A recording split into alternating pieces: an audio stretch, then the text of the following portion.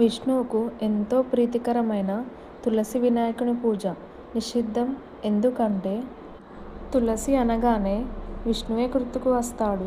తులసి ఆరాధన, తులసి కోట, తులసి దగ్గర దీపం పెట్టడం, విష్ణువుకి ఆరాధనలో తులసిని వాడటం, కనీసం విష్ణువుకి నైవేద్యం పెట్టాలన్నా అందులో తులసి తప్పనిసరిగా వేయాలి. ఇవన్నీ తులసికి ఎంతో ప్రాధాన్యత ఉందో చెప్పకనే చెబుతారు. తులసిని లక్ష్మీ స్వరూపంగా భావిస్తారు కనుకనే తులసిని ఆరాధిస్తే విష్ణువు సంతృప్తి చెందుతాడు. అలాగే తులసిని విష్ణువుకు అర్పిస్తే లక్ష్మీదేవి కూడా తృప్తి చెంది అనుగ్రహం ఇస్తుంది. ఇంతటి పుణ్యప్రదమైన తులసిని వినాయకుడికి పూజలో వాడకూడదు అని చెబుతారు. దీని వెనుక ఉన్న ఆసక్తి పురాణ కథ ఉంది. అదేంటో తెలుసుకుందాం రండి. తులసి భూలోకంలో వృషధ్వజుడు అనే రాజుకు జన్మించాడు. ఆమె సాక్షాత్తు లక్ష్మీదేవి అంశం. లక్ష్మీదేవి ఒక శాపం వల్ల భూలోకంలో తులసిగా జన్మించింది. భూమి మీద మానవ జన్మ ఎత్తిన ఆ అమ్మకు విష్ణువు అంటే ఎంతో ప్రేమ. మహావిష్ణువు అంటే ప్రేమకు అపారమైన ప్రీతి ఉండేది. ఎలాగైనా సరే శ్రీ మహావిష్ణువు వివాహం చేసుకోవాలని అనుకుంది. అందుకోసం తపస్సు చేయడం మొదలుపెట్టింది. అయితే బ్రహ్మదేవుడు ప్రత్యక్షమై, నువ్వు ఈ జన్మ ఎత్తడానికి కారణం ఉంది కాబట్టి నువ్వు కలియుగం అంతం వరకు భూమిపైనే ఉండి ఆ తర్వాత వైకుంఠం వెళ్తావు అని చెబుతాడు. ఈ మాట వినగానే పాపం తులసి కన్నీరు మున్నీరవుతుంది. నేను తపస్సు చేసింది ఇందుకోసమా అని రోదిస్తుంది.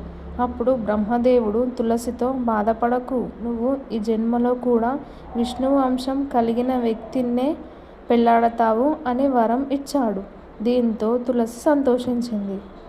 బ్రహ్మ చెప్పిన తర్వాత విష్ణువు అంశం కలిగిన వ్యక్తి ఎవరో, ఎక్కడ ఉన్నారో అని చాలా తీవ్రంగా ఆలోచిస్తూ ఆ వ్యక్తి కోసం నిరీక్షిస్తూ ఉండేది. తులసి ఒకరోజు వినాయక చవితికి ఋషులు అందరూ వినాయకుడికి ప్రతిమను తయారు చేసి ఆయన్ని ఆదరించడం మొదలుపెట్టారు. మొదట శుక్లాం భరధరం అనే శ్లోకంతో ప్రారంభం మొదలుపెట్టారు. అందులో విష్ణుం శశివర్ణం అనే వాక్యంలో విష్ణు అనే మాట తులసి చెవిన పడింది. విష్ణు అంటే విశ్వస్వరూపమైన శక్తి అని అర్థం. విశ్వమైన గణపతి అయిన ఒకే శక్తికి విభిన్నమైన రూపాలని అర్థం. కానీ తులసి మాత్రం విష్ణు అని వినగానే గణపతే విష్ణు అంశం అనుకుంది. వెంటనే పరుగున వెళ్ళి వినాయక విగ్రహాన్ని కౌగిలించుకోబోయింది. ఋషులు అందరూ ఆమెని వాదిస్తున్నారు. ఆమె వినిపించుకోలేదు. విగ్రహ రూపంలో ఉన్న వినాయకుడు కూడా తన రూపాన్ని తీసుకొని ఆమె ముందు ప్రత్యక్షమై, అమ్మా, నువ్వు చేస్తున్నది తప్పు అని చెప్పాడు. కానీ ఆమె వినాయకుడికి ఆర్తితో ఎంతో భక్తిపూర్వకంగా కౌగిలించుకుంది. దీంతో వినాయకుడికి కోపం వచ్చింది.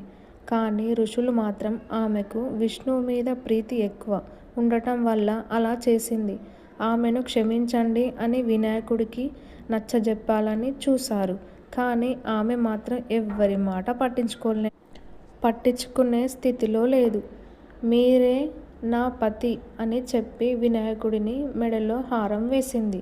తులసి వినాయకుడికి మెడలో హారం వేసేసరికి ఎంత వాదించినా వినకుండా మొహంలో నవ్వు, నా మెడలో హారం వేశావా, రాక్షసిలాగా ప్రవర్తిస్తున్నావా, రాక్షసుడే నీకు భర్త అవుతాడు అని శపించాడు.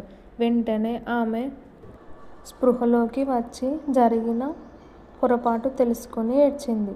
ఋషులు కూడా ఆమెకు మద్దతుగా మాట్లాడుతూ, స్వామి, ఈమె విష్ణువును చేసుకోవాలనే సంతృప్తితో అలా చేసింది తప్ప కామంతో కాదు, అందుకే ఆమెకు క్షమించండి అని అన్నారు. దాంతో వినాయకుడు శాంతించాడు. ఇక మీదట నువ్వు ఎప్పుడూ తులసిమాల రూపంలో విష్ణువును అలంకరించుకొని ఉండు. విష్ణువుకు కూడా తులసిమాల అంటేనే ప్రీతి అవుతుంది అని వరం ఇచ్చాడు. అప్పుడు తులసి వినాయకునితో, స్వామి, నాకు వరం ఇచ్చారు, దయచేసి మీ పూజలో కూడా భాగం చేసుకోండి అని అడిగింది.